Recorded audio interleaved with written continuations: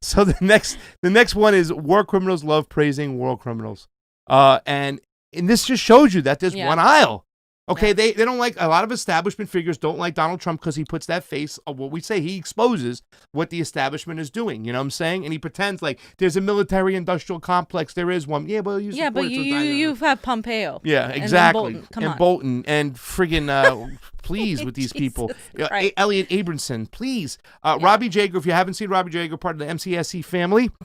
George W. Bush and Colin Powell, two integral pieces of the most corrupt administration in United States history. Amen it was, have both endorsed Uncle Joe Biden. Now all he needs is the Cheney endorsement, and he'll hit the war criminal trifecta. That is great. And we have a little video right here of Colin Powell on CNN. Oh, God. Seeing tens of thousands of protesters taking to the streets this week in opposition to racial injustice and police brutality.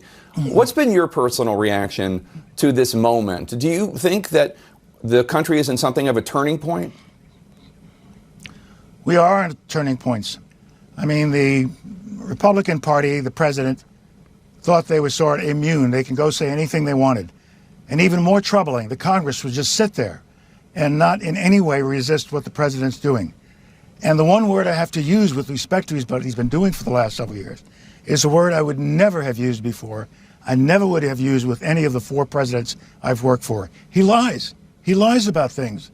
And he gets away with it because people will not hold him accountable. And so while we're watching him, we need to watch our Congress. I watched the senators heading into the chamber the other day after all this broke, with a reporter saying, "What do you have to say? What do you have to say?" They had nothing to say. They would not react. And so we're not a country of just a president.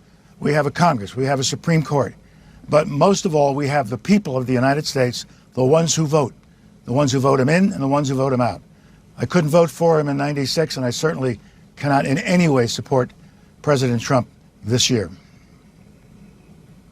So, I know you didn't vote for him in 2016. I assume, based on the fact that you approved Joe Biden when then Senator Obama picked him to be his running mate in 2008, I assume you're going to be voting for Joe Biden?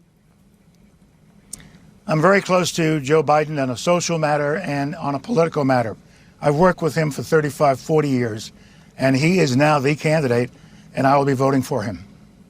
Okay.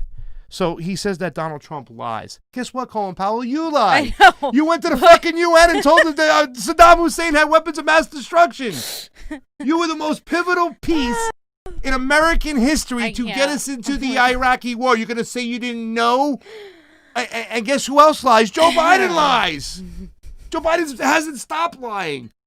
Are you he fucking lied on kidding me? national television. The establishment is the establishment. A war criminal praising another war criminal. You know what, Colin Powell? I don't care that you talk nice and you're a really cool person. Some people say whatever. You should be behind bars, okay? If anything, never listened to ever again, just like Robert Mueller. You and Robert Mueller pitched Saddam Hussein's having weapons of mass destruction, and now you want to sit there and say Donald Trump lies. Guess what, pal? You've been lying to us for how long? We should send them all to Epstein Island, fam. Oh, my God. I wish we could have big giants do to them with... Never mind. Sorry. I don't want to get fucking crazy over here.